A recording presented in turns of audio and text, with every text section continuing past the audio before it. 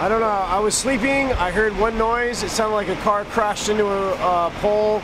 And then I heard a second crash. I think another car ran over the pole and the power line or whatever it was. I don't know what happened. It woke me up from my sleep. It was louder than an earthquake. Yeah, so. My name's Jeremy. Yeah. You see what happened, miss? I really don't know what happens. My sister was driving in. I was delivering the newspaper close by here, and she just called me, and I just came by. I just don't know nothing. Well, that works, man. Thank you. Your name? My name is Sylvia. Thank you, Sylvia.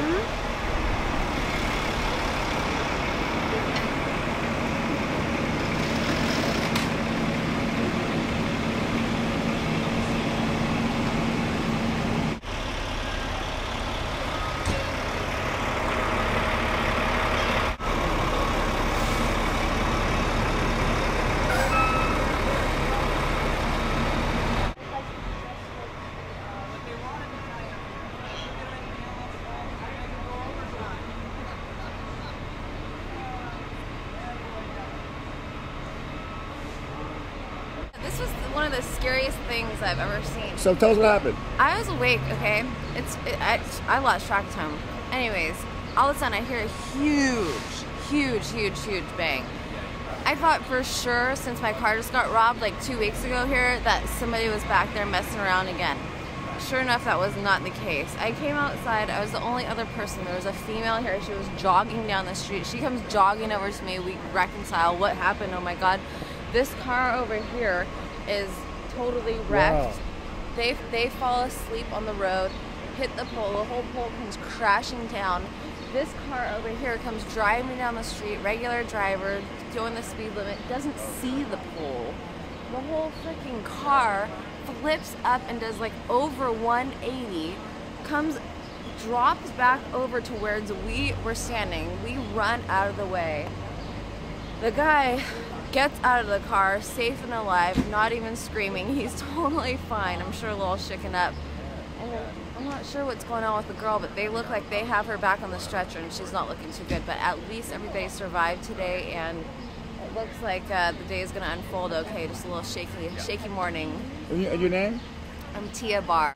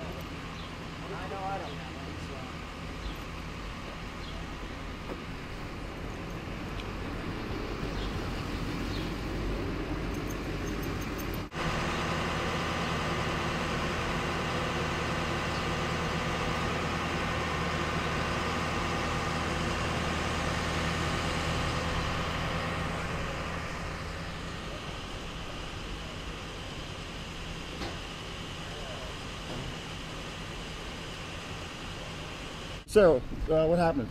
Please tell the viewers what happened, please. Sorry, I'm still trying to make arrangements. Okay, are you okay? I am. Okay, man. Thank you, man.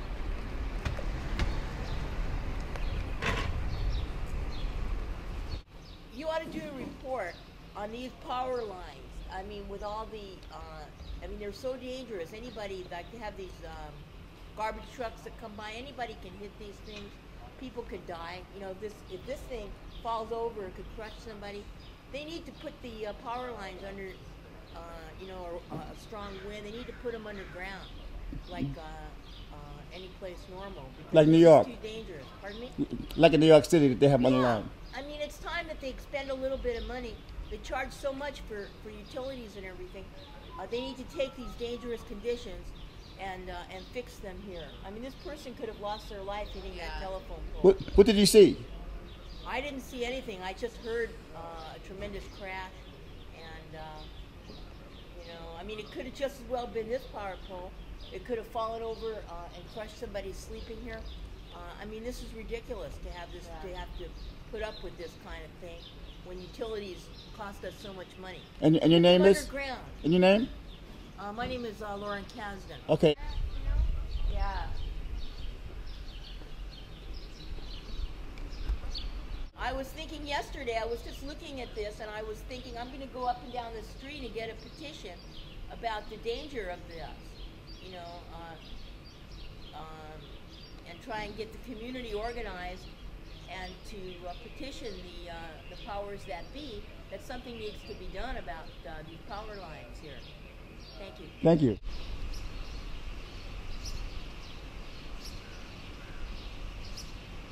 This is 5 in the morning. I hear the crash of my life. I've never seen anything like this. I come out to witness this accident. Meanwhile, the jogger that first sees everything comes running over towards me, and we're about to approach the car and make sure everybody's okay. Out of the blue, mind you, it's still dark. You can barely see what you're doing. This guy comes just, jotting down the road, doesn't see the wires because it's so dark, and his car hits the pole. The whole freaking car goes like a tip to 180, then comes over like towards where we're at, towards us, and we start running for our lives because the at this point all the wires and the poles, everything's getting all fiery and stuff, so we're running, and thank God this guy gets out and he was okay. But it's been one hell of a Sunday morning and Father's Day.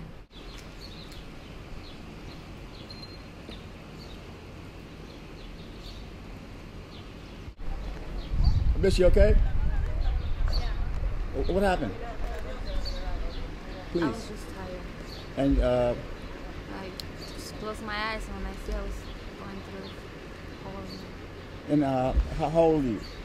I'm 32. Okay, so you fell asleep?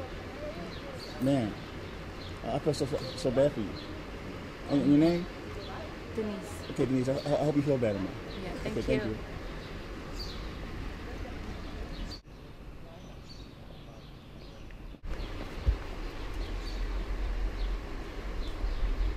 So, sir, what happened?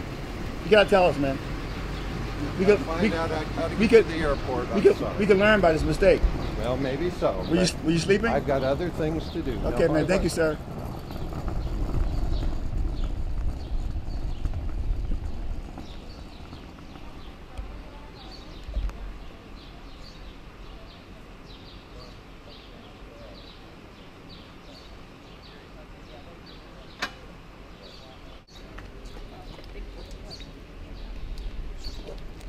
Well, thanks. Yeah. I got you on camera. You know somebody got a key for the truck? By any chance?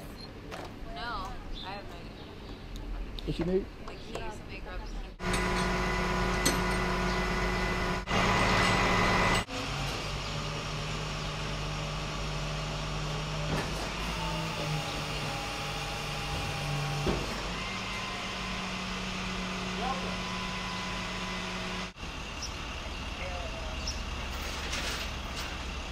Every single one, FBI looked after them.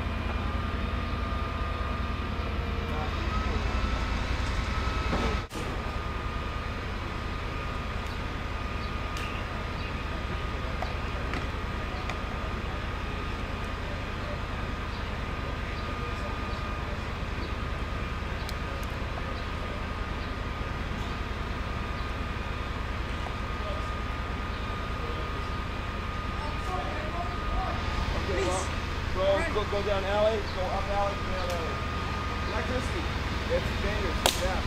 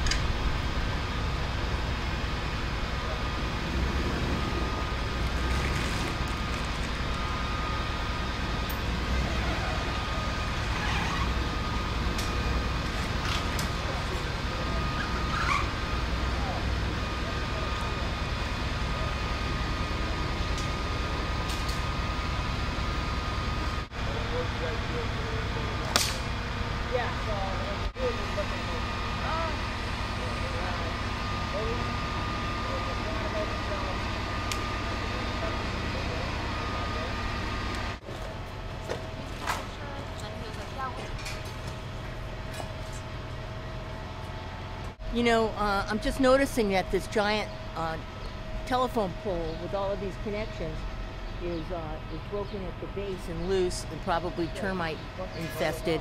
And I asked the Department of Water and Power what they were going to do about it. And they said they were going to secure it to the ground.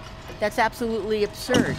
You know, this thing is leaning towards all of these homes, and a strong wind would take it over.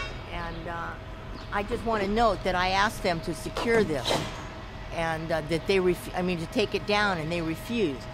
And if something happens to anybody here, it's going to be the Department of Water and Power's fault. Then I asked the police department if I could file a report, and they said no, I had to call the Department of Water and Power.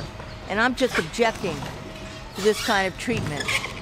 You know, that we have to have our lives in jeopardy in the middle of the night with a telephone pole that's probably 100 feet tall, that's loose with all kinds of connections on it.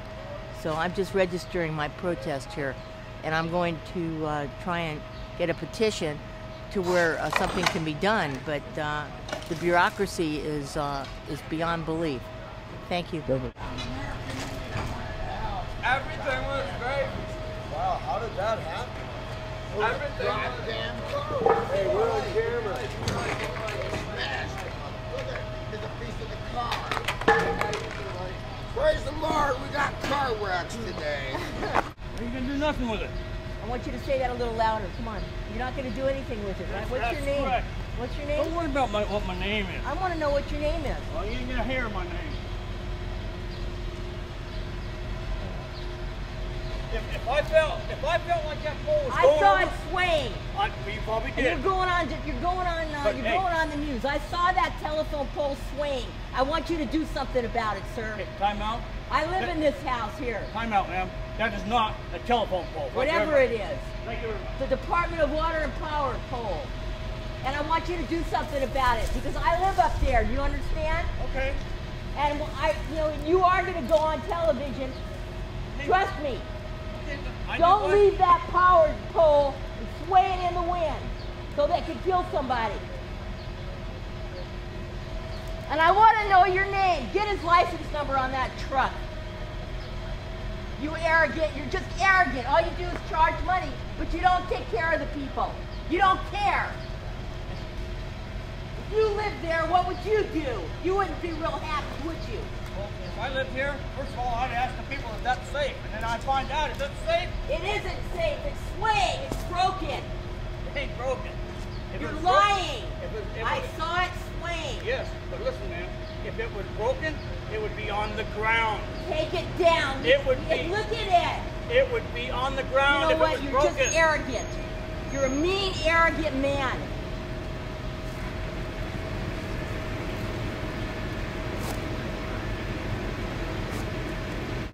Sir, is that What safe? the heck? Is it safe? Yeah, it's safe. Okay. Oh, absolutely. How come she started complaining? Okay, she probably, when she seen that pole hit, she probably assumed that it was going to go over. I don't know. She says the pole's rotten. Well, look, you can see that pole's a fairly new pole. Well done, sir. Thank you. So, I mean, if we felt that it needed to be backed up with something, we would put a guy wire or put a rope or something to this tree over here. It's all good. And how long have you been on this job? Well, we got here what? I mean, as far as you, experience. Experience? Yeah. Well, I've got a few years here. I got you. Okay. Thank you, sir.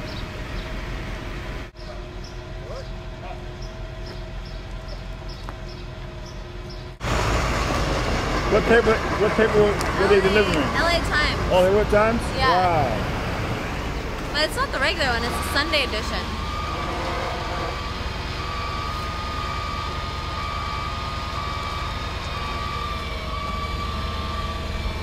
Looks like lots of people aren't going to get their LA Times this morning. That's a shame. That's amazing to me, man, you know? That's amazing. Yeah, the All the construction guys, they set up the date, they pick this up and deliver a new pole, and I don't know when they schedule it. Oh, wow, so it's sit here for a couple days, I guess. Oh, yeah, it'll be Monday or Tuesday. Wow. This is good. I think everything's safe. I told her. Get the lights back on whenever.